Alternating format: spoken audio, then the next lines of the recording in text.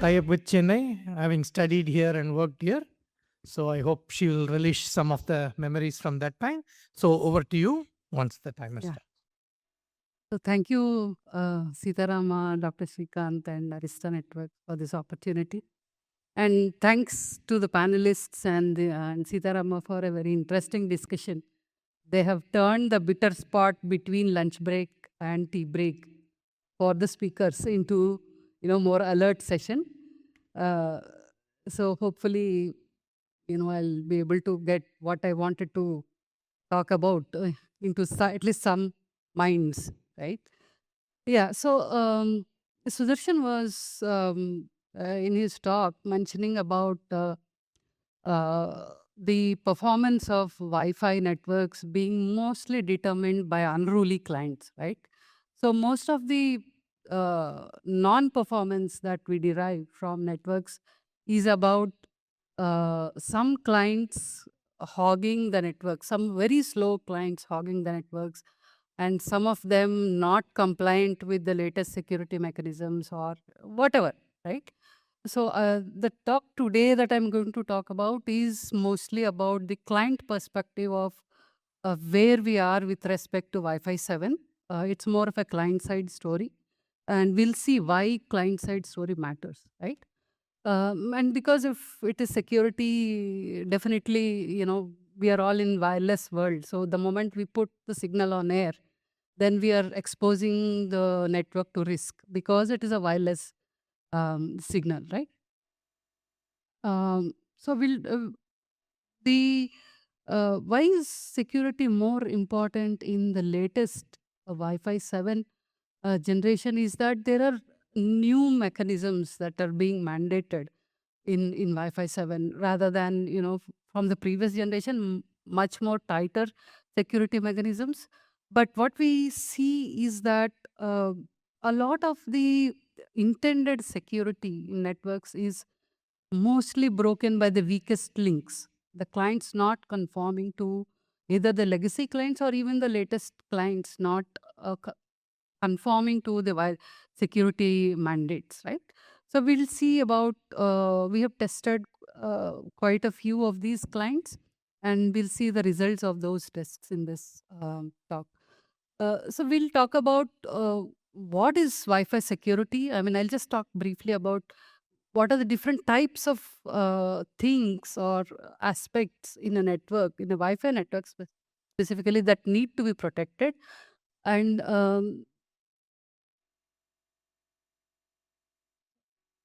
yeah, and what is new? What are the new mandates in Wi-Fi 7? Are the clients compliant? And what happens to the legacy clients? And when you introduce new security mechanisms, are the legacy clients able to connect to the network at all? Are they facing any problems? And then our conclusions from the testing that we had done, right?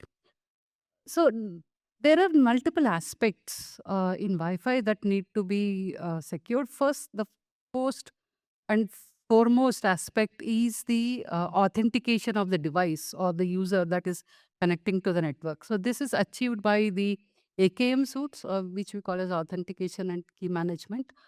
And once the device is on the network, it starts exchanging data with the access point. We need to secure that data. That is achieved by the cipher suites, data cipher suites, management cipher suites. So all types of different cipher suites that encrypt the data, right? And then there is, because we are talking about wireless networks, there could be rogue access points or rogue client devices which are trying to steal the data on the air and then impersonate it, right? Which we call as intruders into the system. So how do we know whether whether the transmission that is received by the client is an authentic transmission or something from a rogue device, right? So that is done through message integrity checks, mix as we call it, right? So these are the three types of security aspects that we will talk about, and there are clearly defined algorithms or cryptographic methods which allow us to do all of these right? Until Wi-Fi 7, the status quo has been so basically in a wireless network we have beacons, and then the data frames, the management frames, and the control frames. These are the 3 or 4 types of information that flow on a network. Uh, the beacons have largely been unprotected until Wi-Fi 7. So there were no mandated mechanisms for protecting beacons, mainly because they're intended to be heard by any device before even they connect, right? So that's why beacons have largely been unprotected. And then data protection has always been there in wireless. So just before Wi-Fi 7 and until Wi-Fi 6, we had this CCMP 128. And then management frames, protection of management frames came in Wi-Fi 6. We already know PMF as a mechanism. And control frames again remained unprotected so far, right? We'll see about it a little later. Uh, so instead of saying uh, why, uh, before even talking about what is new in Wi-Fi 7 security, we need to understand why does Wi-Fi 7 as a technology need better security, right? And we all know that multi-link operation has been introduced in Wi-Fi 7, where um, so far only the uh, client and the AP used to communicate only on a single link. So everything, all encryption, all authentication used to happen only on one link, right? But with Wi-Fi 7, the devices can communicate on all the 3 bands simultaneously. And if you introduce independent authentication and encryption on all the 3 links, then the transmission, the management overhead becomes very heavy, right?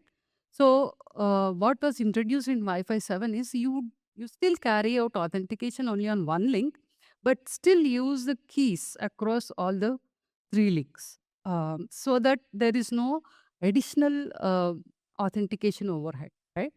So that is why Wi-Fi 7 needed better security. And of course, with every generation of Wi-Fi, there is always the need to advance the security mechanisms. So beacon protection was introduced, and then enhanced data protection um, algorithms have been bettered. And then control frame protection is being brought about in Wi-Fi 8. Dr. Srikant, I think, mentioned earlier also. So that's still not coming in Wi-Fi 7, right? So what is new? Instead of saying what is new, I think we should say what is mandated in Wi-Fi 7 security. Some of these mechanisms are not new. Some of them have already been there, but they are now mandated. Like, for example, the WPA3 standard, which was mandated only for 6 gigahertz until Wi-Fi 6E, is now mandatory on all the 3 bands. So if you have to use multi-link operation or even the EHT5, so even single link devices, single link Wi-Fi 7 clients still have to use WPA3 on 2.4 or 5 gigahertz, right? And for to enable the use of common key across all the 3 links, new AKM mechanisms have been introduced. AKM 24 and 25, 8 and 9 were there until Wi-Fi 6, so those are replaced by 24 and 25. And then the data cipher suite has been appended from CCMP 128 to GCMP 256, right? Of course, it has its own advantages, better encryption. And then beacon protection, mainly because increasingly it has been becoming easier and easier for rogue devices to attack networks. We have seen a lot of security breaches. One of the important protection mechanism that is needed today in Wi-Fi networks is in the previous speakers' presentations, you have seen a lot of uptake of IoT devices, right? And most of these IoT devices are very inexpensive. They have very inexpensive chipsets which don't comply with the security standards. So they make the network very vulnerable. So then, and it also becomes very easy. If you leave the beacon unprotected, any of those devices can beacon out. And then attacking is very cheap. Protecting or defending is very expensive. We have seen that in the latest Iran war, right? attacking with drones is really cheap. That's what Iran has done. But protecting from such cheap drones is very difficult, right? So we have beacon protection introduced, and then beacon protection has this big TK, which is exchanged between the AP and the client and protects the beacon, right? So this is just a quick overview of the setup that we have used. We have an Arista Wi-Fi 7 access point that we have used, and an MLO capable clients. All the Wi-Fi's majority of the Wi-Fi 7 clients in the market we have tested. Most of them, because Arista is more interested in enterprise Wi-Fi, we have tested most of the enterprise client devices, all of them MLO capable. And then we have an MLO sniffer. So this sniffer will be sniffing all the three links simultaneously. And so that is what gives out all the packet captures, and we would get to know where the association happened and all that stuff. And the AP was capable of all the newest Wi-Fi 7 security mechanisms, the AKM suites, GCMP, and beacon protection, right? And this is a summary of the findings. I'll not, this table is a little boring, so I'll just skip it because it has too much of information. We'll go to the summary, right? So on the top, we have the new security mechanisms that are mandated in Wi-Fi 7, and we have grouped the clients into different ecosystems. See, mainly because even though the Wi-Fi chips, most of the Wi-Fi chips that these clients use are same, the operating systems also have their own dictation over the client's capabilities. So we have grouped them into the Apple ecosystem, the Android ecosystem, and the Windows ecosystem. And mostly we have seen that most of the clients, latest Wi-Fi 7 clients support the new mechanisms except the beacon protection, right? Majority of the clients, either even they were capable and kept it turned off intentionally, or some of them were just not even supporting beacon protection. So this is a major security gap in the Wi-Fi 7 client ecosystem. We have seen that some of the Windows clients also did not support the fast transition AKMs, but fast transition is something of an old concept, right? And so we have carried out the testing for all the different security modes. So the uh, previous one was Wi-Fi personal, WPA3 personal. The next is about enterprise security, the .1x security. So most of the devices are again found compliant. Only thing is that uh, the only difference between WPA2 and WPA3 enterprise is that the AKMs are not different. So Wi-Fi 7 did not bring any new authentication mechanisms. The only difference is in the data cipher, right? So cipher suit has to be GCMP 256 in Wi-Fi in WPA3 enterprise, right? And most of the clients are compliant with that. But what about the legacy clients, right? So when the access point is advertising security mechanisms, latest security mechanisms, and we know that all Wi-Fi access points are follow the backward compatibility. So what do they have to do? They have to advertise multiple security mechanisms, multiple AKMs, multiple data cipher suits. So what happens with clients when they see multiple security mechanisms being advertised by the access point, right? Uh, in our testing for enterprise clients, we have seen that they had no issue. Even though the AP was advertising two sets of AKMs, two cipher suits, they were still able to identify the cipher suit that is suitable for them and connect. But the Wi-Fi Alliance, when they tested, right? So they had tested it with very old clients, which had trouble associating with access point. Because we are an enterprise vendor, we did not uh, test such legacy clients. First of all, we are not allowed to keep those legacy clients in the network because after end of life, the IT team will just simply discard them, right? We are not allowed to let them connect to the network. So we didn't see any such issues, right? So I think we just wanted to make this point. So, Vijaya, I think you've given us back some time, so we're ready to take some questions. Please put up your hand. Mike will come. Question, comments. There's two hands up, please. Yeah. Hi, I'm Karthik. So everyone spoke about the Wi-Fi, and now we are about the Wi-Fi security. So now Arista has a very good wireless intrusion prevention system. So with WPA3 and the PMF, so how is the rogue detection and the disassociation? Very good question. So, I mean, with PMF, it's still okay, right? But beacon protection is what makes VIPs difficult, right? So, usually the wireless intrusion prevention systems are built on, if you see a rogue access point, you will discourage your clients from connecting to the rogue access point by sending a DAuth. You impersonate the rogue access point and send a DAuth to the client, right?